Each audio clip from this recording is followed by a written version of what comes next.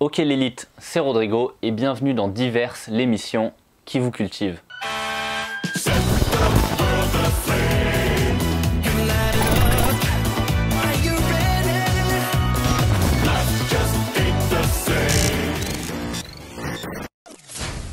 Est-ce que vous connaissez Michel?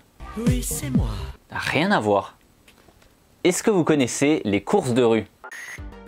Les courses de rue, ou street race en anglais, sont des courses de gang où l'objectif est d'aller le plus vite possible sur la voie publique. Le Japon, capitale du monde de l'ordre et du respect des règles, est surprenamment un des pays qui adore le plus ce genre de course illégale. Si bien que le réseau underground de Tokyo a donné à la pratique très dangereuse de la course de rue ses lettres de noblesse. C'est un sacré délire quoi. Que vous soyez passionné de la culture japonaise ou pas, l'histoire de ces courses où il est vraiment pas rare de dépasser les 300 km/h sur l'autoroute risque bien de vous fasciner. Alors profitez du voyage et attachez vos ceintures. Hop hop hop. Attends. Tu viens vraiment juste de faire ce jeu de mots là? Ouais, tranquille, j'essaye juste de mettre un peu d'humour. Fast and Furious est un film sorti en 2001 et réalisé par Rob Cohen, qui est surtout connu pour avoir réalisé Fast and Furious. Et même si c'est plus tard devenu une franchise qui a pris une ampleur phénoménale et qui s'est un peu éloignée de ses origines, on parle même d'une course dans l'espace dans Fast and Furious 9. Dans l'espace. Le premier Fast and Furious est avant tout un film sur la culture de la course de rue et tout l'univers autour, que je vous conseille de regarder rien que pour le fait que c'est un pionnier du cinéma de divertissement. Mais aussi parce qu'il y a des bonnes courses. Les courses de rue sont des courses illégales dans lesquelles plusieurs pilotes s'affrontent sur la voie publique. Elles sont apparues autour des années 30 aux États-Unis, mais ça on s'en fout un peu parce que c'est particulièrement dans les années 60 et en Californie que la discipline s'est largement popularisée. Pour continuer sur le cinéma, oui j'adore le cinéma, les courses de rue sont aussi mises à l'honneur dans le film American Graffiti de George Lucas, le même réalisateur que pour les films Star Wars. Mais il faut quand même faire la distinction entre deux types de courses de rue. La première, qui est la plus répandue, elle est totalement improvisée en fait. On baisse la fenêtre, on met au défi la personne d'à côté, genre le premier qui arrive au prochain feu rouge, et c'est tout. La deuxième, qui est celle qui va nous intéresser, est plus organisée. Il y a un itinéraire précis et c'est un événement où des dizaines de pilotes et de passionnés d'automobiles se regroupent pour concourir et il peut y avoir plusieurs milliers d'euros à la clé. On parle bien d'une discipline illégale hein. Et si j'ai parlé des États-Unis, il faut se dire que c'est un phénomène qu'on retrouve dans tous les pays du monde.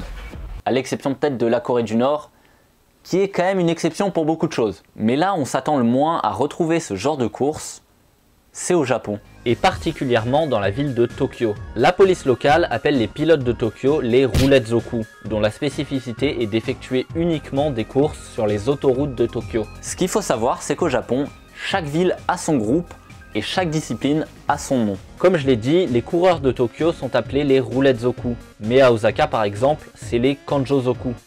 Et dans les deux cas, ils pratiquent ce qu'on appelle le wangan qui désigne les courses sur autoroute. Ces courses, elles s'opposent au touge, un terme qui désigne les courses sur route de montagne et que l'on retrouve dans le manga et animé Initial D.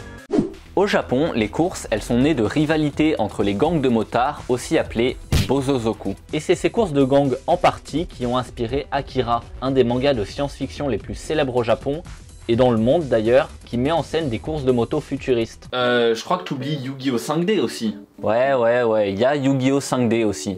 Mais est-ce que les gens, ils ont vraiment envie que je leur conseille de la daube? Bah, les courses de moto, elles sont bien. Non, même les courses de moto, elles sont éclatées. Et Tron? Mais frère, ça a plus rien à voir là. Bref, si je vous balance toutes ces références, c'est pour que vous vous rendiez bien compte à quel point ces gangs et leurs courses de moto sont ancrées dans la culture japonaise. Et petit à petit, les motos vont être remplacées par des voitures jugées à la fois plus sûres, mais surtout beaucoup plus rapides. De fil en aiguille, un club en particulier va acquérir une certaine renommée dans Tokyo, c'est le Midnight Club. Il s'agissait d'un club de street race très sélectif. Il fallait pour l'intégrer survivre à une période d'essai de 1 an et le club était réservé aux pilotes dont la voiture pouvait dépasser les 300 km/h avec des voitures souvent très chères. Je dis ça parce que c'est pas obligatoirement le cas. Par exemple, le club No Good Racing de Osaka est connu pour rouler exclusivement en Honda, car il préfère dépenser peu sur les voitures, mais beaucoup sur les améliorations et le tuning. Le club se retrouvait au parking de Daikoku de Tokyo à minuit et les visiteurs étaient souvent nombreux pour venir admirer les voitures au look souvent futuriste. Après s'être rassemblés, la course pouvait commencer et il s'agissait soit d'une course entre les membres du club ou une course contre un gang ou club adverse. Les voitures partaient du parking et faisaient ce qui est appelé la boucle C1. une boucle sur l'autoroute de Tokyo appelée Shuto Expressway. Un autre itinéraire très populaire était la Bayshore Route, qui longe la baie de Tokyo. Le club s'était promis de cesser son activité si une de ses courses causait la mort de quelqu'un, et c'est exactement ce qui arriva en 1999 lorsqu'une course contre des Bosozoku, les gangs de motards, fait 2 morts et 8 blessés, dont 6 civils qui n'avaient rien à voir avec la course. Leur héritage sera cependant énorme car ce club continue d'inspirer les jeunes générations de pilotes japonais et a d'ailleurs donné naissance à la série de jeux vidéo Midnight Club. D'ailleurs, en parlant de jeux vidéo,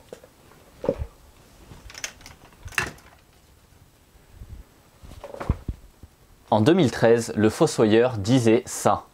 L'industrie du cinéma est un monde très instable où les projets connaissent un véritable parcours du combattant avant d'arriver, dans le meilleur des cas, à la case réalisation. Et c'est une chose très vraie, mais ce dont je veux vous parler, c'est pas de films, mais de jeux vidéo. Même si leurs modes de production sont très différents, l'échelle que peut prendre la création d'un jeu vidéo est parfois colossale. Les AAA sont l'équivalent des blockbusters d'été, et dans cette catégorie, on cite d'ailleurs souvent GTA V, dont la production a coûté plus de 160 millions et a mobilisé une équipe de plus de 1000 personnes pendant 5 ans. Créer un jeu peut donc s'avérer être un sacré parcours du combattant. Et aujourd'hui, je vais vous parler d'un jeu en particulier qui illustre très bien ça. Lyn and the Spirit of Inao était un jeu qui devait sortir en avril 2017, et là, vous comprenez tout de suite qu'il y a eu un couac. Mais rassurez-vous, c'est pas tant la finalité du projet qui est intéressante, mais beaucoup plus son développement. Le 3 mai 2016, le studio français Bloomlight lance une campagne de financement participatif sur Kickstarter pour son jeu Lyn and the Spirit of Inao. La bande d'annonce met en avant un jeu de plateforme très inspiré par l'esthétique des films de Miyazaki, et voilà le pitch. Les dieux et les esprits ont toujours vécu en harmonie avec les humains sur l'île d'Inao. Mais un jour, pour une raison inconnue, les esprits ont commencé à attaquer les habitants de l'île. Le projet en lui-même est très fourni et le studio semble avoir déjà bien avancé dessus. On retrouve déjà des mécaniques de jeu, les décors, les personnages, le système de combat et de déplacement, un scénario. Bref, le jeu est sur les rails, mais Bloomlight a quand même besoin d'un petit coup de pouce pour concrétiser son projet et fait donc appel aux dons à travers sa campagne Kickstarter. Pour reprendre leurs propres mots, développer un jeu n'est pas simple. Ça requiert du temps et de l'argent, et jusqu'ici, nous avons travaillé sur le jeu pendant notre temps libre, tout en ayant un autre métier à côté. Maintenant, nous avons besoin d'être dessus à plein temps et recruter des gens en plus. Gardez ça en tête. La presse spécialisée est enthousiasmée par le projet et son créateur est même invité sur le plateau de la chaîne No Life. Rest in peace No Life. Donc tout est beau, tout est magnifique, tout le monde s'entresuce. Jusqu'au 16 mai. À ce point-là, le jeu a déjà reçu 42 000 $ des 60 qu'elle souhaite récolter, mais la fête va s'arrêter là. Tout part d'un post Facebook, aujourd'hui privé, d'une certaine Lorraine. Son témoignage met en lumière la réalité du jeu. Pour commencer, le trailer qui se veut être une compilation d'extraits de gameplay est en fait une simple animation. Donc contrairement à ce qui est dit, le jeu n'existe pas, il n'y a aucun élément jouable. Rien n'a encore été programmé. On apprend aussi que Bloomlight est une usine à stagiaires. Tous les gens travaillant sur le projet sont des stagiaires non rémunérés qui tournent tous les 3 à 6 mois. Le seul qui n'est pas un stagiaire, c'est David Tolari, le créateur du projet qui travaille à mi-temps en tant que surveillant dans un collège, et le studio est tout simplement son appartement de 20 mètres carrés. Les stagiaires doivent aussi apporter leur propre matériel, c'est-à-dire leur ordinateur et leur tablette, parce que le matériel sur place ne fonctionne pas. Et ces informations, on les retrouve aussi dans d'autres témoignages d'autres stagiaires que je vous mets en commentaire si vous souhaitez les lire. Effet boule de neige un petit peu, et ce qui a déclenché tout ça, c'est que aucun des stagiaires qui a travaillé sur le projet n'est crédité dans la campagne Kickstarter. Et ça les a un peu vexés. L'équipe mentionnée n'existe plus depuis longtemps et David est le seul restant sur le projet. Il exploite des stagiaires à qui il exige de signer une feuille disant qu'ils ont été payés, ce qui lui permet de recevoir des subventions ou des baisses d'impôts en les menaçant de plomber leur note de stage s'ils le font pas. Alors tout ça, ça vient de témoignages. On n'a aucun document signé, on n'a aucune preuve juridique, mais dites-vous quand même que la personne concernée n'a jamais démenti tout ça. Il n'a jamais dit que c'était faux, presque au contraire. Après la vague de témoignages qui seront relayés par beaucoup de journaux et d'acteurs connus du milieu du jeu vidéo, c'est le silence radio. Pendant 2 jours, le studio ne donne plus de nouvelles. Désactive sa page Facebook, mais laisse quand même la campagne Kickstarter en ligne. Les gens commencent à demander des remboursements, la fin est inévitable et le projet sera définitivement fermé le 18 mai. Nous sommes conscients des erreurs commises par le passé qui font désormais du mal au jeu. Nous avons pris la décision de mettre fin à l'aventure ici, et face aux violentes déclarations et menaces proférées à l'encontre de certains membres de l'équipe, nous devons mettre un terme à ce projet né en 2011. La morale, s'il y en a une, c'est que tout se paye. Il y a très peu de cas de figure où nos erreurs ne nous rattrapent pas. Oui, c'est triste qu'un projet sur lequel on travaillait des dizaines de personnes pendant plusieurs années soit abandonné. Mais quand on regarde le contexte, ça allait forcément se tomber dessus. Lean and the Spirit of Inao n'est qu'un exemple comme il en existe des milliers sur Kickstarter de projets mensongers ou irréalistes. C'est un monde vraiment fascinant et si vous souhaitez l'explorer un peu, je vous conseille l'excellente vidéo de I Kill You sur un autre projet de jeu vidéo malhonnête appelé Roar. R-A-W. Mais l'incontournable dans le domaine, c'est la série Kickstarter Crap de iDubbbz qui est maintenant un classique sur YouTube. Hey, that's pretty good.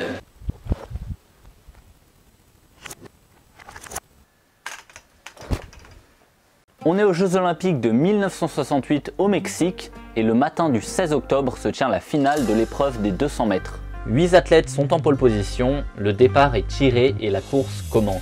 Il faut à peine plus de 19 secondes à l'américain Tommy Smith pour terminer la course et établir un nouveau record du monde au passage. Quelques minutes plus tard, il monte sur le podium et reçoit sa médaille des mains de David Cecil.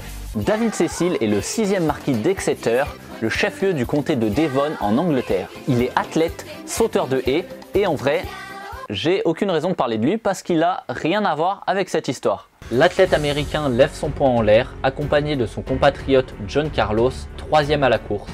Ils sont chacun munis d'un gant noir à la main pour effectuer ce qu'on appelle le salut du Black Power, un geste de protestation contre les injustices dont sont victimes les Afro-Américains. Ce qu'il faut savoir, c'est que jusqu'en 1965 aux États-Unis, les Noirs n'ont légalement pas les mêmes droits que les Blancs. Pour l'anecdote, à l'époque, les Noirs n'avaient pas le droit d'aller chez le dentiste et devaient aller chez le vétérinaire en dehors des horaires de consultation pour se faire retirer des dents. C'est une anecdote de Chris Rock et si jamais vous avez envie de l'entendre en entière, je vous la mets en description. En 1968, la même année que les JO, si vous n'avez pas suivi, le racisme est encore très présent et les tensions atteignent des sommets avec la mort de Martin Luther King. Mais les Jeux Olympiques sont apolitiques et tout geste de nature politique, pour reprendre leurs propres mots, sont strictement interdits. Les deux athlètes américains sont donc expulsés des Jeux et malgré le mécontentement de leur pays qui juge leurs actions indignes sur le coup, ils deviennent quand même des icônes de la lutte pour les droits des Afro-Américains, comme en témoigne par exemple cette statue de l'université de Saint-José. Attendez, il manque pas quelqu'un là? Ils étaient pas 3 sur le podium? Effectivement, ils étaient bien 3 sur le podium. Et pourtant, Peter Norman, 2e à la course, aurait bien mérité sa place sur cette statue. Je vous explique. Après la course, les 3 athlètes se sont retrouvés pour préparer la cérémonie. Smith et Carlos expliquent alors à Norman ce qu'ils comptent faire sur le podium et à leur surprise, Norman soutient et encourage l'idée. Il demandera d'ailleurs s'il peut faire quelque chose lui aussi et c'est à ce moment-là que les 2 Américains lui remettent un badge de l'OPHR, un organisme de lutte contre le racisme dans le sport et c'est le badge qu'on le voit porter sur cette célèbre photo. En fait, ce qu'il faut savoir, c'est que Peter Norman est australien et que l'Australie sort tout juste de la ségrégation. Mais qu'est-ce que c'est que la ségrégation? La ségrégation, Jamy, c'est quand un groupe de personnes n'a pas les mêmes droits qu'un autre, et cela uniquement sur des critères raciaux. Par exemple, si vous étiez noir en Australie en 1960, eh ben vous aviez pas le droit de voter. C'est aussi simple que ça. Tout ça pour dire que Peter Norman n'a pas du tout été accueilli comme un héros. Non seulement pour s'être affiché en défaveur du racisme, alors oui, ça semble très facile dit comme ça, parce qu'aujourd'hui, n'importe qui peut le faire sur Twitter. Mais en 1968, alors qu'encore énormément de pays dans le monde sont encore soit ségrégés, soit des colonies, c'est pas si anodin. Je reprends. Pendant cette course, Norman bat le record du 200 mètres australien. C'est-à-dire que c'est l'Australien qui a réalisé le meilleur temps et aujourd'hui, plus de 50 ans après, aucun autre Australien n'a encore battu ce record. Peter Norman en est encore le détenteur, mais ça suffisait pas. Il devait être puni et il portera toute sa vie le poids du choix qu'il a fait. Voilà les 3 principales conséquences que ça lui a valu. 4 ans plus tard, Norman n'est pas choisi pour intégrer l'équipe d'athlétisme australienne pour les Jeux Olympiques de Munich en 1972. Malgré le fait qu'il se soit quand même qualifié 13 fois pour la course des 200 mètres et 5 fois pour celle des 100 mètres. Il n'est même pas invité aux Jeux Olympiques de l'an 2000 à Sydney. Sydney, c'est en Australie. Pour ceux qui ne savent pas, juste pour dire qu'il n'a pas été invité aux JO de son propre pays. Alors qu'encore une fois, C'est un médaillé olympique et il détient le record de temps pour les 200 mètres australiens. Mais surtout, ça se passe 32 ans après les Jeux de Mexico et son pays n'a toujours pas tourné la page. Il assistera finalement aux Jeux Olympiques avec l'équipe américaine d'athlétisme, celle avec laquelle il avait milité en 1968. Il est incapable de poursuivre sa carrière d'athlète et doit enchaîner les petits boulots toute sa vie, comme coach sportif et même boucher. Boucher, putain, le mec était sportif de haut niveau à la base. Pour qu'il puisse reprendre sa place dans l'équipe d'athlétisme, mais aussi intégrer le comité olympique australien, on demande à Peter Norman de condamner les actions de Tommy Smith et John Carlos, mais il ne l'a jamais fait. Il meurt en 2006 d'une crise cardiaque et pendant ses funérailles, son cercueil est d'ailleurs transporté par ses deux amis américains avec lesquels il avait marqué l'histoire. La justice, quant à elle, viendra finalement en 2012 lorsque le Parlement australien présente ses excuses à titre posthume, c'est-à-dire après la mort de la personne, pour les fautes commises envers Norman par son pays. Et en 2019 est inaugurée une statue de lui sur le podium de Mexico, dans sa ville natale de Melbourne. L'épisode 3 de Divers est à présent terminé, j'espère qu'il vous a plu. Si c'est le cas, partagez-le, c'est très important. A plus l'élite!